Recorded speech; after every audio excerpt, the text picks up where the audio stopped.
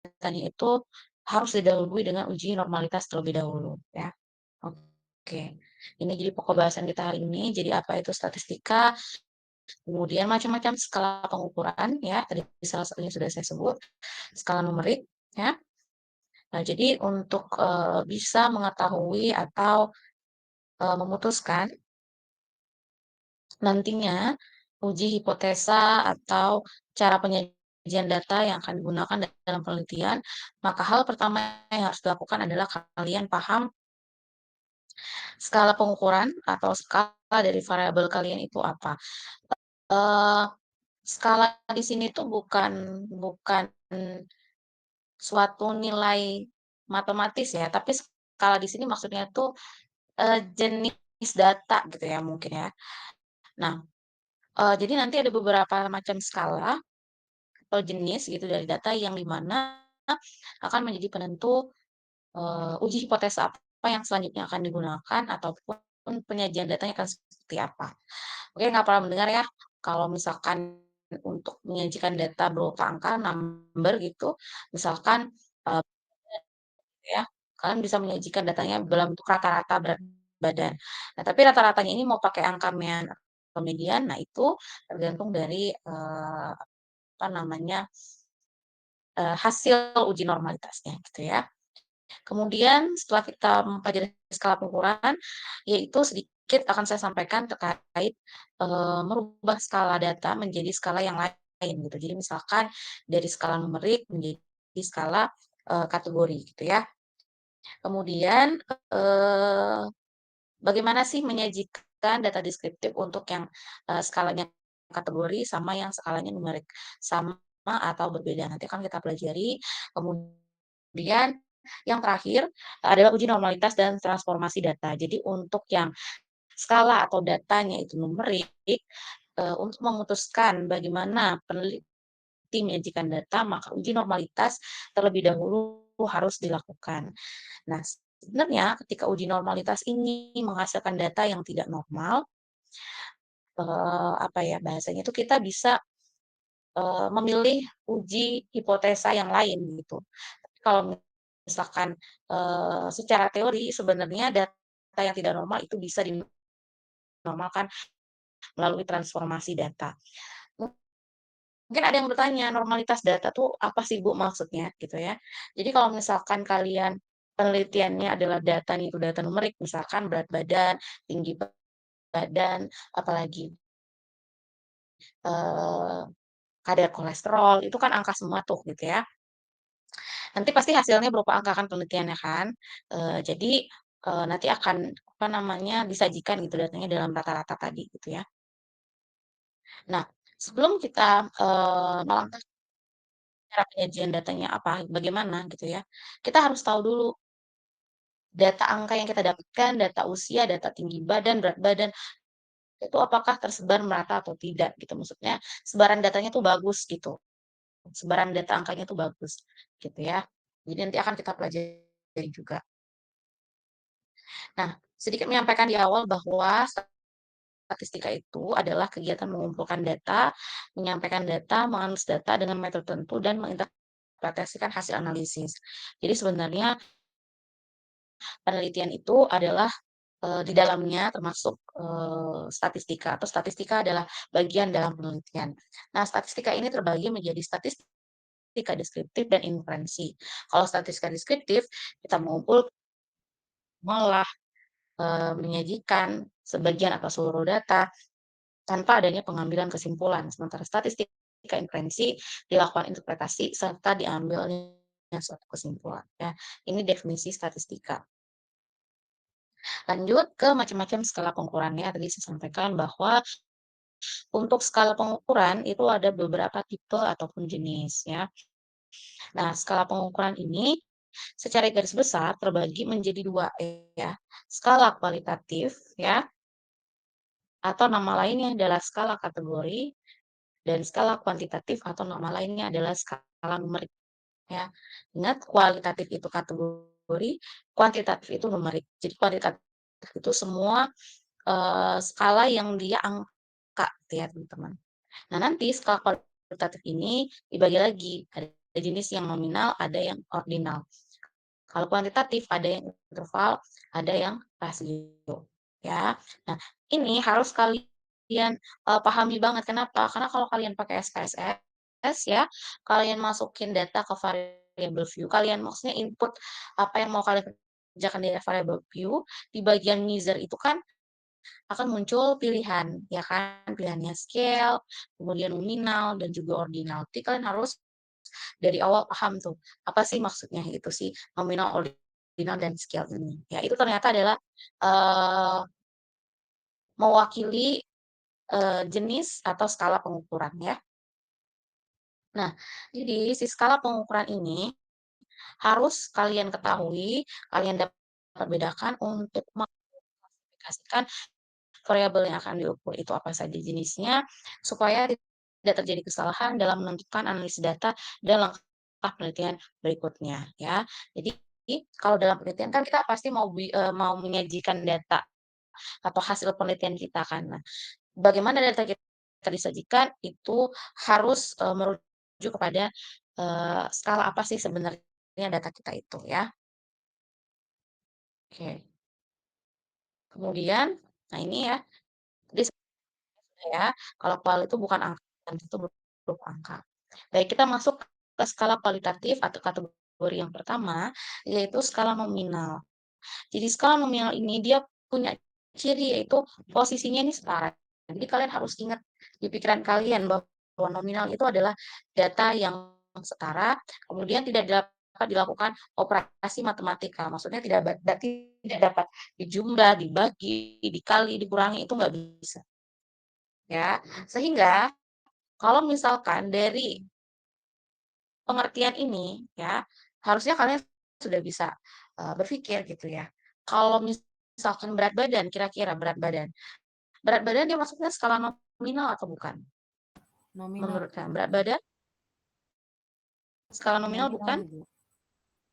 Bukan, betul sekali ya, karena berat badan itu bisa, dikurangi, bisa ditambah, bisa dikali, dia berupa angka, kemudian tidak setara. Maksudnya kalau orang yang beratnya 50 kilo sama yang 80 kilo, itu jelas lebih berat yang 80 kilo.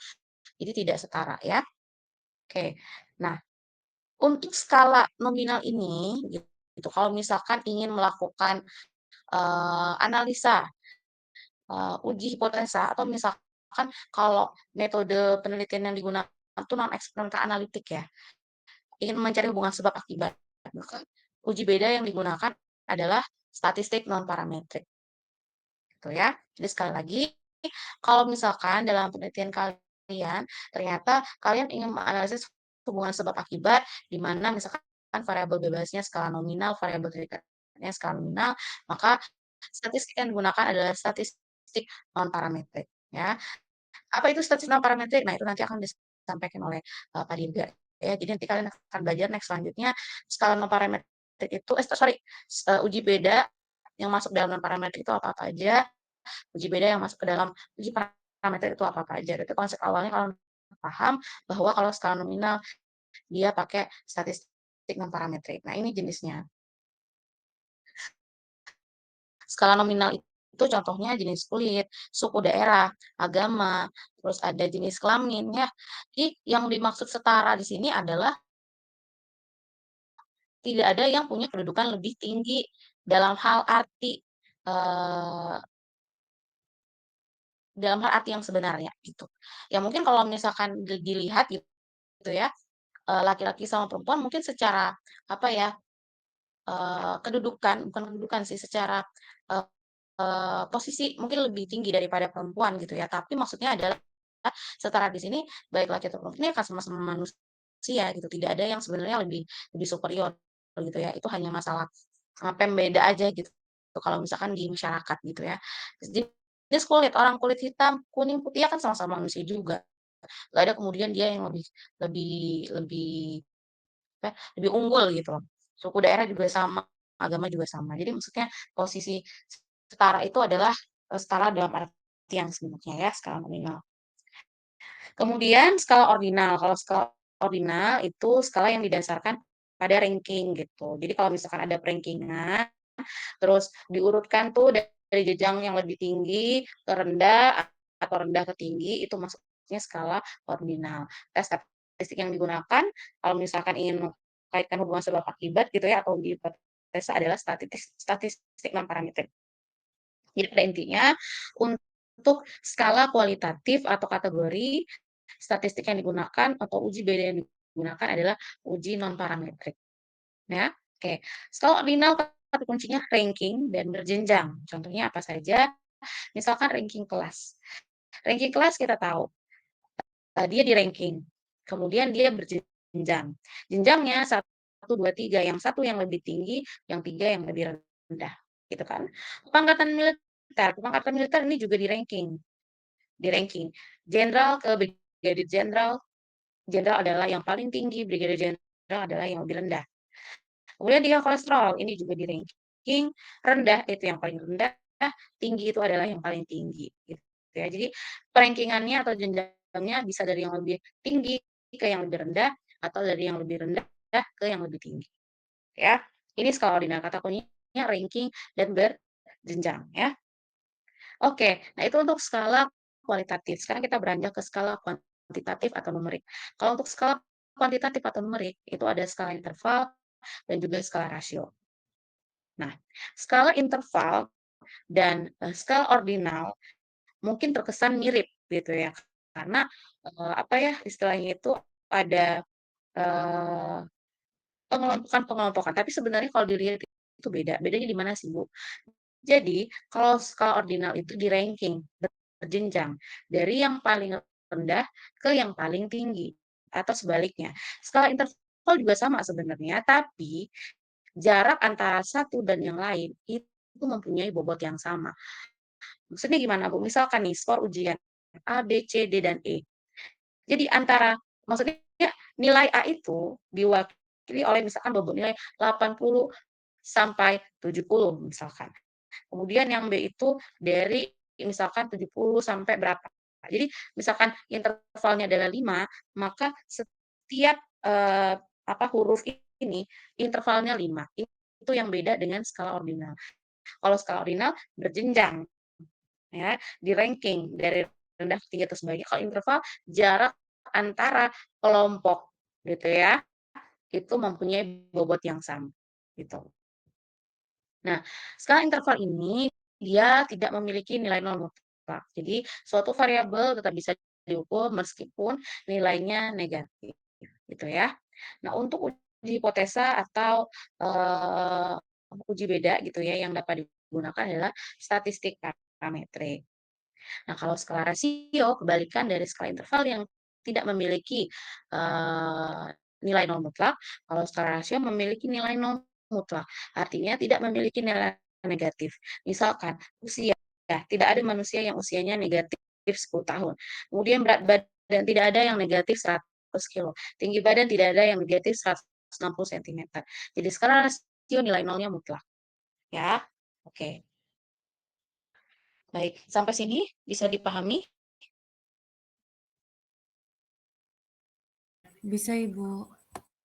Oke, baik ya, saya lanjutkan kembali. Nah, jadi konsep itu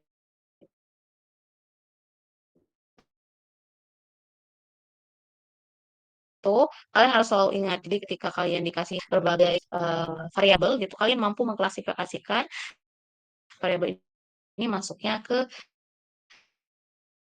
jenis skala yang mana, ya. Oke. Nah, selain berdasarkan pustaka, ternyata bisa diklasifikasikan juga menjadi variabel diskrit dan variabel kontinu. Tapi ini tidak common sih digunakan dalam proposal tugas akhir mahasiswa ya. Biasanya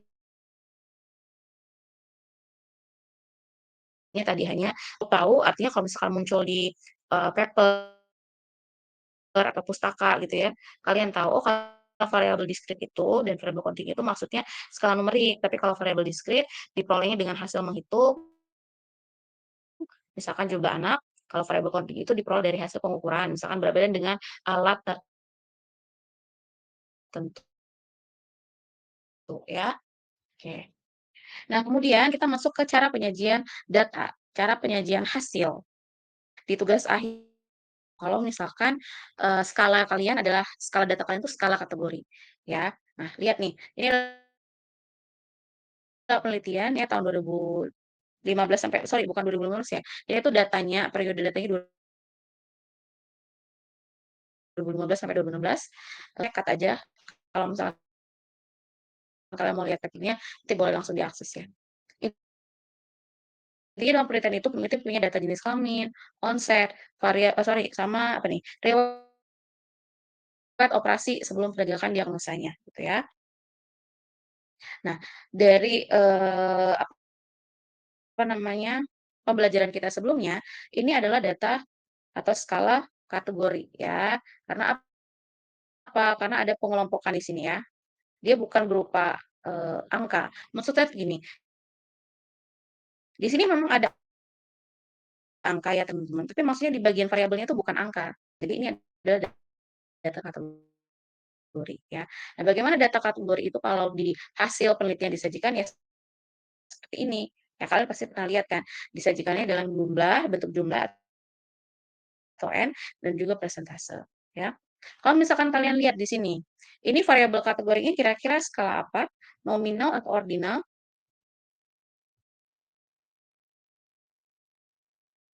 Nominal kah? Ordinal kah? Bukan nominal, Ibu. Kamu? Hah? Gimana? Siapa tadi yang menjawab? Karisa, Ibu. Sepertinya bukan nominal, Ibu. Kenapa? Bukan nominal. Iya, Ibu. Yang mana yang bukan nominal? Yang angka-angkanya, Bu. Oke, baik ya, gini. Kalau misalkan masih bingung boleh bertanya ya. Jadi intinya tuh gini. Tadi kan kita udah belajar skala-skala tuh ya,